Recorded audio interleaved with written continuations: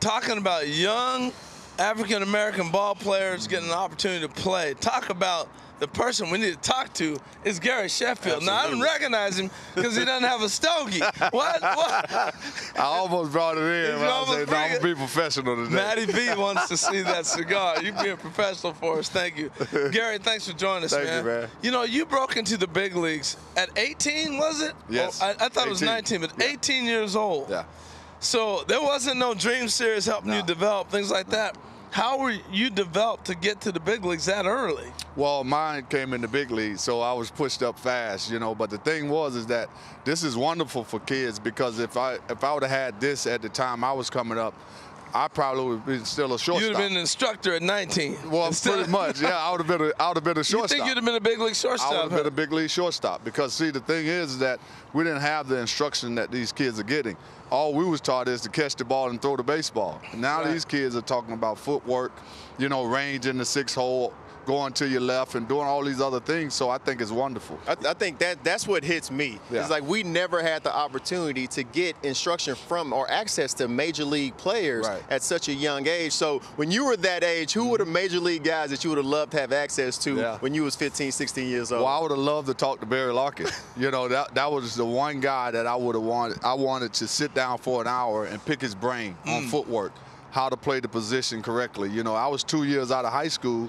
You know, luckily enough, my back got me there fast, but my glove was the one that, you know, that I had to work on, but nobody was there, especially when I came up in our era, Harold. The veterans, they didn't like young players coming in and taking their job. They didn't want you to talk. They weren't sitting there too accommodating. But, yeah, I mean, this is 18-year-old Gary Sheffield raking, man. Yeah. Now, I bring this up because I remember when Andrew Jones' son got drafted, and they were like, he's going to be better than his dad. I'm like, time out, y'all. Yeah. His dad's in the big leagues hitting home runs out Roger Clemens at 19. Yeah. So, Gary, you have two sons coming up. Noah's in the draft this year, right? He's draft eligible? Yes. And Christian's here at the camp. Yeah, that's the baby. So we're going to show some video of Noah. Tell us about Noah. Why don't you break down your son for us? Well, Noah is a guy that I tried to talk out of this waggle.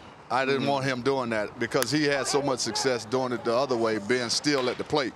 But he had a lot of power at a young age.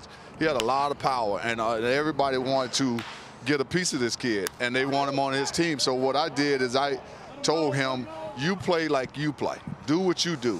And he has power to all fields. He can run. He has instincts for the game. He's a great defender. And I told him, you're farther along than I was at this age. Your size is bigger. And he's one of those kids, I wish he got in trouble a little bit more, you know. Be a little tough, you know, but he's one of them great kids that never got in trouble, and he's going to be wonderful for somebody one day. And he had the Sheffield waggle. He got the Sheffield. I was watching him hit last year. I was like, goodness gracious, he looked like Gary. Here's my favorite line. I was telling CY this last night. We were on the lower fields here, and he hit a ball like 420 over the monster. Right. And I was down there standing next to him. He walked out of the cage, and he goes, that ball get out? I go, yeah, 420. And he goes, man, I'm 16 years old. Imagine what I'll do when I'm 25. Just as innocent as can be. But it was beautiful to see and hear. All right, tell us about Christian. Christian is the one that everybody say is the one. And this kid can do anything. He has the body. This kid got veins in his thighs. So 8-pack, you know, hands bigger than mine. You know, Harold, you got to check his hands out. This kid is a great kid. He's a lot like his older brother. You know, he's got that fire in him. And when you talk to him, you'll know that's my son. And he's what, 15? 15 years old. Wow. Chef, what is the experience for the big league legend's son? You know, we're seeing a lot. We're seeing a lot of players, you know, Prince Fielder, Sabathia, Sheffield. You're seeing these names pop up, and everybody assumes, oh, you're the son of a Hall of Famer or a potential Hall of Famer. You're supposed to be great. What is that experience for the kids coming up from a young age when they have those level of expectations? Well, what I'm being told that they have it harder. They have it harder because everybody expects them to be like their dad. So it gives them a disadvantage. So now they're having to go out there, and when they have to work on things and get better at things, people crucify them for it. And so they have to get by that. And once they get by that, then they can be themselves. So my boys take it pretty well. You know, they take it, you know, with a grain of salt. You know, they don't take it to heart. But they know they're good. And I just tell them, and when you're ready, I'll tell you when you're ready. And Gary, you got a unique perspective because we talked about, you know, getting to the big leagues early, young. Yeah. You got kids here. To parents, last thing real quick. What would you tell parents that are all trying to live vicariously through their sons? Yeah. Maybe they have the talent, maybe they don't. Yeah.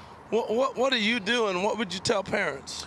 Be patient with your kids. Let them be kids, because that's the one thing that I was deprived of, being a kid. I didn't have no childhood because I was one of those standout kids early, and they identified it. So I was thrust upon grown men to perform. Yeah. And I had to perform right away. So I wouldn't do that to my kids. So I want them to go back and be a kid, bring over your friends, do the things that kids do.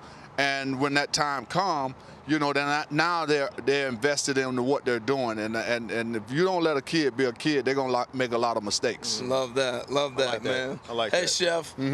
23rd. Hopefully you're in the hall, man. We're looking forward to that announcement. We'll be checking. We'll be talking with you in and out between. Yeah. Thanks for joining us. I know you got a flight to catch. Oh, yeah. No doubt get on out of here, man. Man, thank you for your time, man. You got it, man. Appreciate you. All right, dog. Thank you, bro. I see you guys. Looking forward to you. Gary Sheffield.